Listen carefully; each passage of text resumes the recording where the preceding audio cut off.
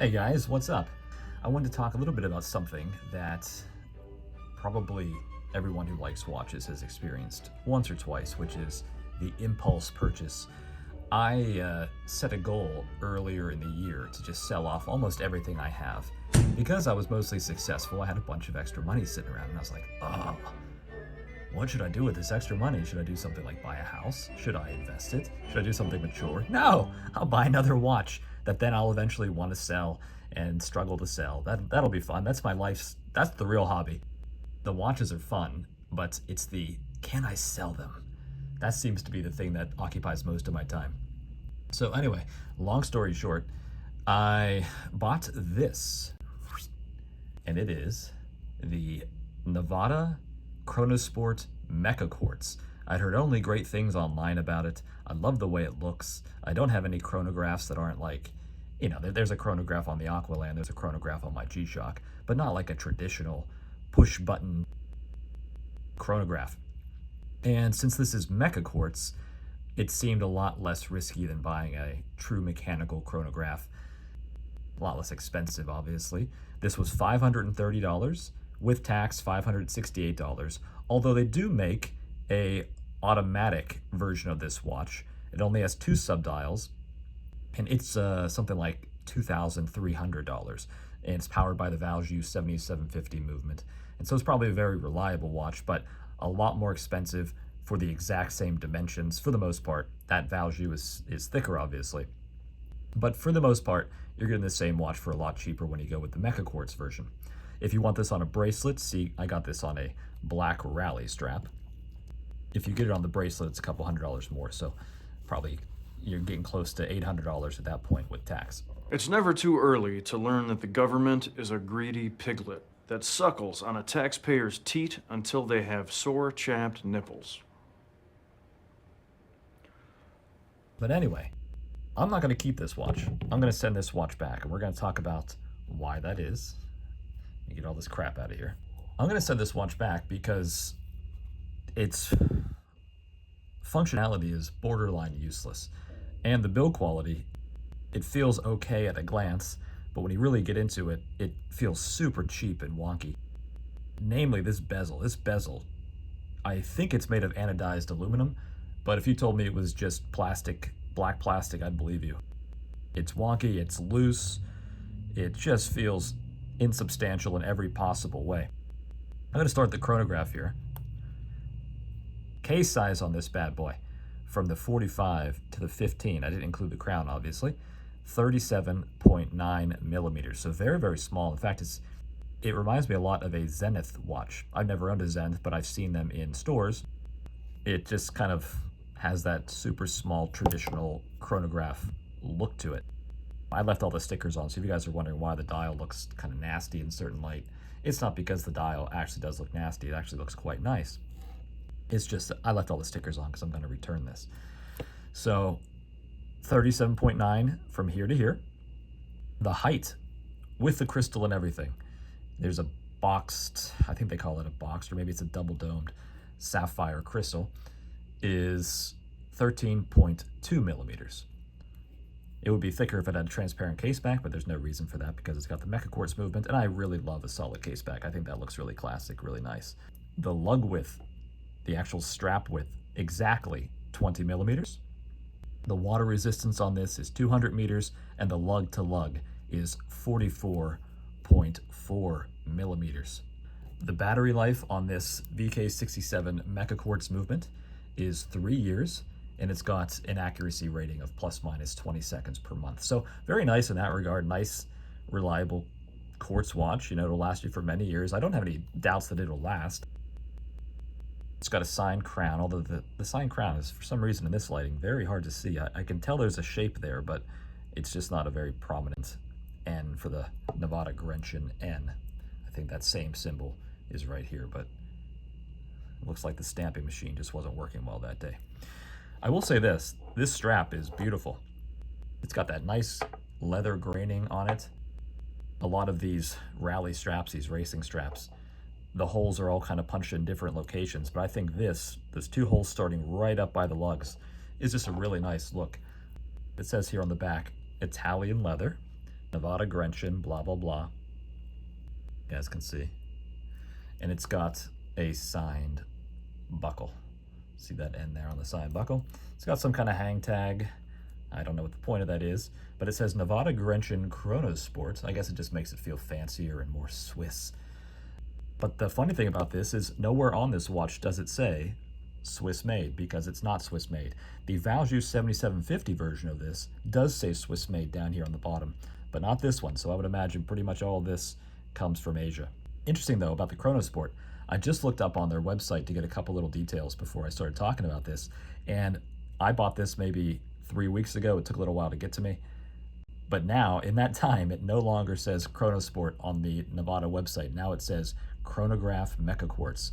So I have a feeling that some other watch company, and I believe actually current day Momentum used to be called Chronosport, but I have a feeling because of that, maybe they can no longer legally call this Chronosport, because Chronosport's a pretty good name. There would be no reason to change that if you didn't have to, so they must have gotten some kind of legal something or other, and they can no longer use Chronosport. So I don't know, maybe this one will be a collector's item one day because all the stuff still says Chronosport. The dial, I'm just bouncing all around here, I know, but the dial's got a nice graining on it. It almost looks like pavement. Very cool, very nice. But yeah, this bezel's just so flimsy, so flimsy.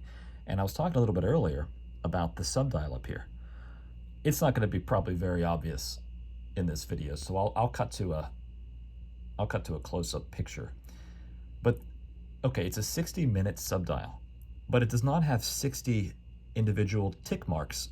So honestly, like right now, if I were to really look at it, I have absolutely no idea how many minutes have passed since I started the chronograph pusher. You know, the whole point of a chronograph is to be wildly accurate, right? To be able to time things down to the, in some cases, like millisecond. But on this one, that big dot there must be 10. I'm kind of in the middle, so maybe I'm at the 5 minutes right now. You know, let's stop it. Yeah. I just don't know. I don't know. I don't find that useful at all. So basically, this is all style, no real functionality. If you need a chronograph to actually time things, if that's a necessity in your life, this is not the watch for you at all. I guess the real attraction for a lot of people is going to be that the people who made, this is like a remake basically of a watch that Nivada produced, I think back in the 70s. And at that time, the people who made the dial for Nivada were the exact same people, the same company that made the Rolex Daytona Paul Newman dial. And so that's why these subdials kind of have a similar look to the Paul Newman, similar style. But yeah, I'm gonna reset the chronograph here so you guys can see how that works. Yeah, it all works like that, nice and easy. The 12-hour over here subdial, that's very useful, very functional. But yeah, you get up here in the minutes, and it's just like, this thing is, give me a break. Oh, this is actually really interesting. And a little bit infuriating. So, okay, I almost forgot to talk about it. So, I bought this watch, say, like on June 24th, something like that. And after a few days, I was like, ugh, I shouldn't have bought that watch. I don't know, it's something about it was not sitting right with me. I was like, that's a lot of money. I don't need another watch right now. And so I emailed Nivada and I was like, hey, is there any chance that I can cancel this watch? It's a pre-order, so like just cancel the pre-order and I'm sure that somebody else will snatch up my space in line right away. At that point, this black strap had already sold out, so I'm sure some guy out there would have wanted to have the black strap option if possible. And on July 3rd, and I'll show you guys a screenshot here, I got an email back from Nivada saying, sorry, the watch has already been packaged and it's ready to be shipped out, so can't do it, blah, blah, blah. And I was like, all right, well, that's my fault, no big deal. When I get it, maybe I'll love it, or maybe I'll sell it to somebody else. Maybe someone watching this video wants to buy it, or I'll just send it back. I'll do a return whenever I get it. So I get the watch, I open the box. I'm like, okay, da-da-da-da-da. And then I see this. This is the card that came with it. Swiss watch. First of all, it's not a Swiss watch, so that's a lie. And then on the back, date signature, 5th of July, 2025. Okay, well, you emailed me on the 3rd and said that it had already been packaged and was sitting in your warehouse or whatever, ready for shipment. So, what, did someone open the package up then and stamp this 5th of July? Yeah. Look, if you would have told me, look, we can't stop it. We can't cancel the order. Sorry. I'd have said no problem. That's just the way it is. No big deal. But don't lie to me. Don't lie to me. That doesn't sit right with me at all. So, not too happy about that. Um, I'm not a very smart man, but I do know how to use a calendar. So, anyway.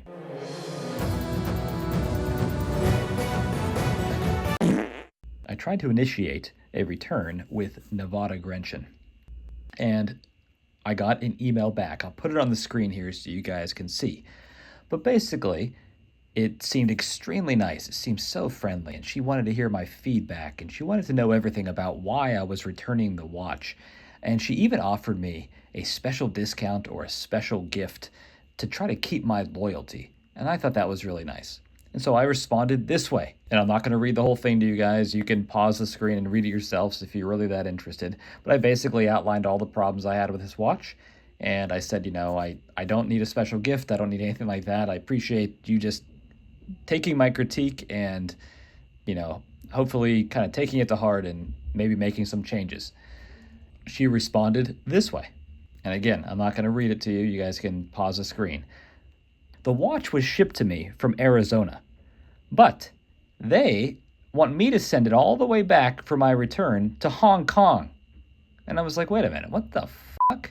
Of course you want me to send it back to Hong Kong, because you don't want me to send it back. I have to pay for it all myself to send it back. And yeah, I started getting really annoyed. And I knew at this point that I wasn't going to send it back, because I'm not going to risk it getting lost on the way there, or it getting all the way there and them telling me, oh, there's a little scratch on it. Yeah, we're not going to accept a full return or give you all your money back. I can just see that happening. Even though there are no scratches on it, I can just fucking see it. So I thought about it overnight, and then I responded the next day, and I was like, you know what? I will take that special discount. What is that? And so she responded this way. They gave me 10% back. So this company, man, I'm telling you, be careful with Nivada Grenchen. The whole thing just feels super fucking shady. So, yeah. Anyway, back to our regular scheduled programming. One other thing that I want to talk about is I do like this strap quite a bit. But this is what I was planning to put on it. I bought this from Miltat. Strapcoat is another word for Miltat. I don't really know which company is which. Miltat might be the company, Strapcoat might be the company. Either way, strapcoat.com sells Miltat bracelets. And this is a version 2 roll ball, which I just thought was going to look super, super old-timey on it. And yeah, guess I'll be sending that back as well because I no longer need it. And I was even going to change out this diving clasp for this 16mm clasp that I have from watchdives.com. It just looked a little bit more classic, I guess. I'm not going to be needing that anymore either. So, sending this back, sending this back, sending this back. If any of you guys are watching this and you absolutely love what you see, you're like, you know what? I totally dig it. I don't care that the subdial is useless. I don't care that the bezel is a little bit, I guess you would say, vintage. Then let me know. I'll happily sell this to you, and I'll sell it to you without, whatever I paid for it, minus the tax. That's cool too. I got no problem with that. It's not a bad watch. It's going to last many years, but there's a lot of little things about this situation that bugged me, and I'm over it. So, like I say, guys, impulse buys, don't do it when it comes to watches or cars or women or anything like that. Be patient, do your research. If 2 months goes by, 3 months goes by, and you still want the watch, you're still thinking about it all the time, all right, then it, buy it. But don't just be like, oh, I really love it. 2 days later, boom, 2 in the morning, hitting buy online. That never ends well, ever, ever, ever. Okay, guys, adios.